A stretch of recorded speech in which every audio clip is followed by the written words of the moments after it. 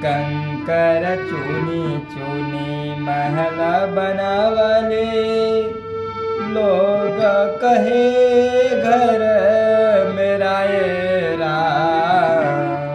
कंकर चूनी चूनी महल बनावले, लोग कहे घर मेरा ये राम। नदिया किनारवा बोलला शहर सवा, नदिया किनारवा बोलला बन मोरवा।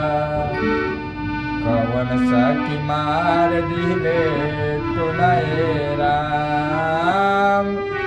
ना घर तेरा ना घर मेरा, चिड़िया करेला बस रे राम।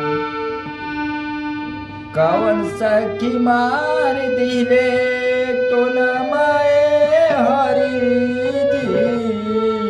कवन सखी मार दिले तो न माए हरि जी।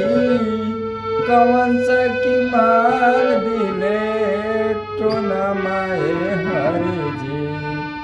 ना घर मेरा ना घर तेरा, चिड़िया करेला बस रे राम।